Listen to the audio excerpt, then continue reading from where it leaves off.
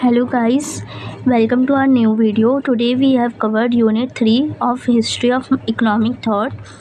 History of Economic Thought का हम unit 3 cover करेंगे मार्जिनलिज्म एंड केंसियनिज्म। ये यूनिट दो पार्ट में डिवाइडेड है, मार्जिनलिज्म और केंसियनिज्म। तो मार्जिनलिज्म कवर करते हैं। बेसिकली पहले हम पढ़ते हैं कि मार्जिनलिज्म होता क्या है। मैं डिक्टेट नहीं कर रही, इंग्लिश ये PDF में है, आप यहाँ से देख लीजिए, मैं आपको बस समझा रही हूँ। मार्जिनलिज्म एक ऐसी इकोनॉमिक थिंकिंग थी जो 19th सेंचुरी में आई थी और इसने क्लासिकल इकोनॉमी जैसे एडम स्मिथ और रिकार्डो की थ्योरी का अल्टरनेटिव दिया।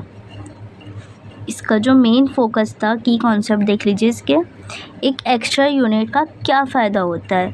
ये लोग मार्जिनल यूटिलिटी, मार्जिनल कॉस्ट और मार्जिनल प्रोडक्टिविटी जैसे कॉन्सेप्ट पर जोर देते हैं। फर्स्ट देखते हैं विलियम स्टैनली जेवंस, इंग्लैंड के थे। इनका यूटिलिटी बेस्ड थ्योरी क्या थी। जेवंस का कहना था कि कंज्यूमर डिसीजन मेकिंग का बेस होता है यूटिलिटी, यानी किसी चीज़ से मिलने वाली सेटिस्फेक्शन। उन्होंने बोला कि value of good depends on marginal utility, यानी किसी लास्ट यूनिट का कितना फ़ायदा हो रहा है। Law of diminishing marginal utility, जितनी बार किसी चीज़ को यूज़ करते जाओगे उसका सेटिस्फेक्शन कम होता जाएगा। जैसे अगर भूख लगती है, हम एक रोटी खा लेते हैं तो उसका टेस्ट अलग होता है, उसका मज़ा अलग आता है। लेकिन हम 4-5 रोटियां खा लेते हैं, हमारा पेट भी भर जाता है और उसकी यूटिलिटी कम हो जाती है, वह इतना टेस्ट नहीं आता जितना हमें पहली रोटी में आता है। सेकंड देखते हैं कार्ल मेंजर, ये ऑस्ट्रेलिया के थे। तो इनका सब्जेक्टिव जो थी थ्योरी ऑफ वैल्यू वो देखते हैं। मेंजर ने कहा कि वैल्यू कोई ऑब्जेक्टिव चीज़ नहीं होती, हर व्यक्ति के लिए अलग होती है बेस्ड और उनकी नीड्स के और प्रेफरेंस पर, उनकी नीड्स और प्रेफरेंस पर बेस्ड होती है। क्लासिफिकेशन ऑफ गुड्स, उन्होंने गुड्स को अलग कैटेगरीज में बांटा। पहला consumer good, first order good and second higher order goods, मतलब कैपिटल गुड्स में जो प्रोडक्शन में यूज़ होती हैं।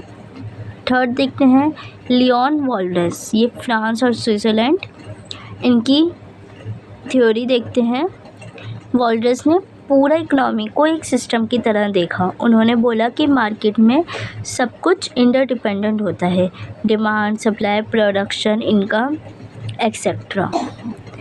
इनकी एक मैथमेटिकल अप्रोच भी है, वो देखते हैं।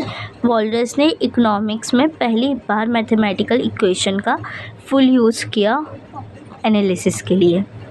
उसने टेटोनमेंट कॉन्सेप्ट दिया, यानी मार्केट प्राइस एडजस्ट होते हैं टिल डिमांड सप्लाई। अब देखते हैं फॉर एल्फ्रेड मार्शल, मार्शल की जो एनालिसिस थी पार्शियल इक्विलिब्रियम एनालिसिस, उसको देखते हैं। मार्शल ने बोला कि हर मार्केट को इंडिविजुअली एनालाइज करना चाहिए वाइल कीपिंग अदर कांस्टेंट। ये अप्रोच सिंपलर थी। Supply and demand price distribution, उन्होंने बोला कि प्राइस डिसाइड होता है दोनों फोर्सेस से, डिमांड कंज्यूमर साइड और सप्लाई प्रोड्यूस साइड। डिमांड का बेस होता है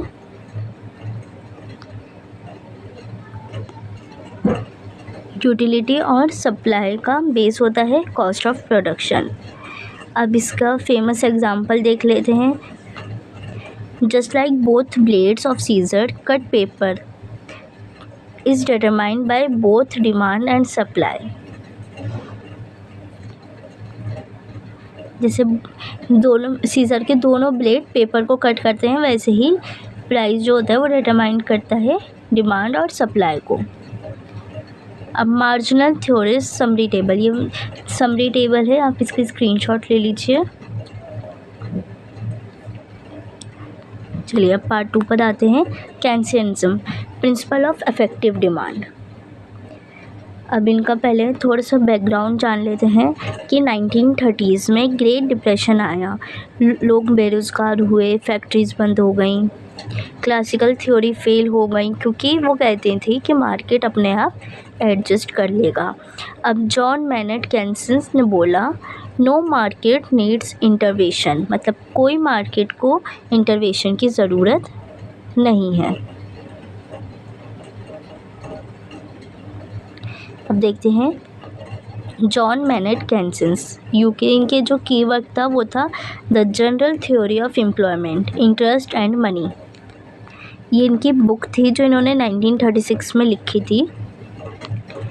अब पढ़ते हैं क्लासिकल इकोनॉमी। क्लासिकल इकोनॉमी कहती है supply creates its own demand, मतलब सप्लाई अपनी ओन डिमांड क्रिएट करती है। केन्स ने बोला कि नहीं, एक्चुअली डिमांड क्रिएट सप्लाई। जो डिमांड होती है वो सप्लाई क्रिएट करती है। जब डिमांड होगी तभी लोग प्रोडक्शन करेंगे।